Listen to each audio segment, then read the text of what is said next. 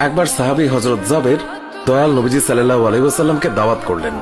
নবীজি সাহাবীর দাওয়াত কবুল করলেন। হযরত জাবের খুশিতে আত্মহারা হয়ে বাড়িতে চলে গেলেন। বাড়িতে গিয়ে স্ত্রীকে খোঁজ খবরটা দিলেন আর মেহমানদারির জন্য প্রস্তুতি নিতে লাগলেন।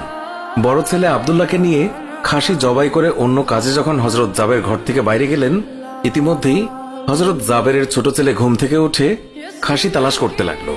বড় ভাই তাকে জানায় খাসিটিকে জবাই করা হয়েছে। ছোট ভাই বায়না ধরলো, খাসি কিভাবে জবাই করে আমাকে তা দেখাও। অগত্যা বড় ভাই ছুরি হাতে করে ঘরের পেছনে গিয়ে বলল, এখানে জবাই করা হয়েছে।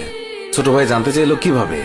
বর্ণনা করে বোঝাতে না পেরে অবশেষে বড় ভাই বলল, তাহলে তুমি মাটিতে শুয়ে পড়ো, আমি তোমাকে দেখাই। ছোট ভাই মাটিতে শোয়ার পর বড় ভাই তার গলায় ছুরি চালিয়ে জবাই করার নমুনা দেখাতে গিয়ে ছোট ভাইকে সত্যি সত্যি জবাই করে ফেলল।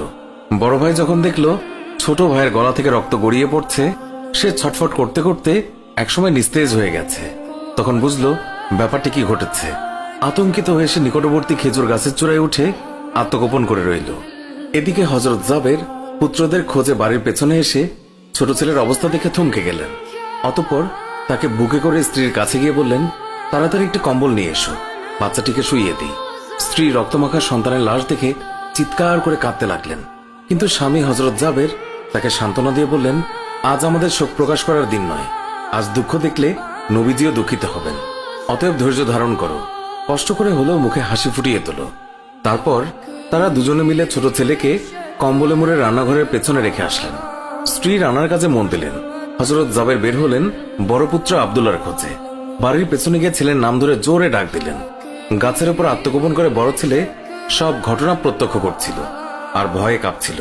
পিতার ডাক শুনে ভাবল, এখন পালাতে না পারলে আব্বার হাতে ধরা পড়তে হবে। ধরা পড়লে আর রক্ষা থাকবে না।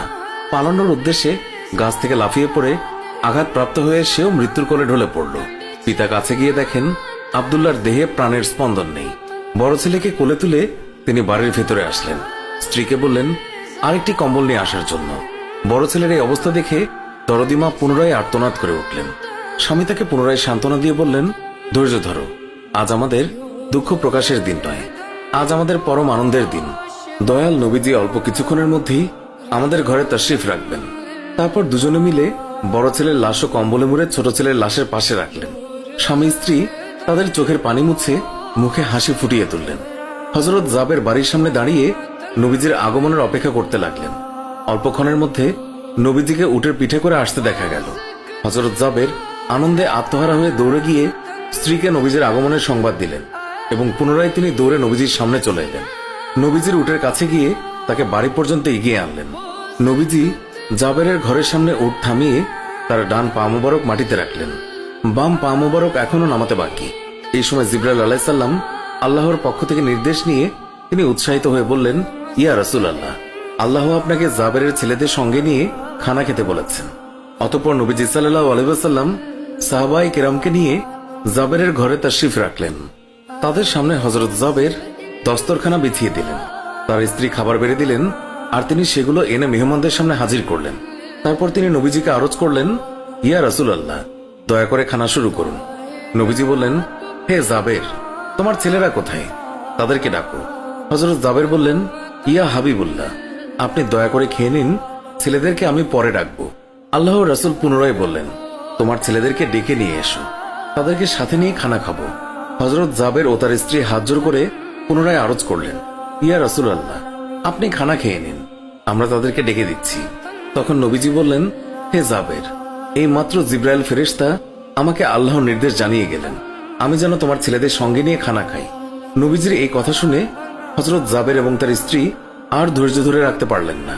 তারা চিৎকার করে কেঁদে কেঁদে সমস্ত ঘটনা খুলে বললেন। তখন নবীজি হযরত জাবেরকে বললেন, তোমার ছেলেদের কাছে গিয়ে বলো আল্লাহর নবী তাদেরকে ডাকছেন। হযরত জাবের নবীজির নির্দেশ মোতাবেক ছেলেদের লাশের সামনে গিয়ে তা বললেন। সঙ্গে সঙ্গেই তারা দুইজন আল্লাহু আকবার বলে উঠে নবীজির কাছে তারা দৌড়ে চলে গেল। অতঃপর নবীজি সাল্লাল্লাহু আলাইহি ওয়াসাল্লাম আল্লাহর নির্দেশ মোতাবেক হযরত জাবেরের দুই সন্তানকে নিয়ে খানা খেলেন। সুবহানাল্লাহ।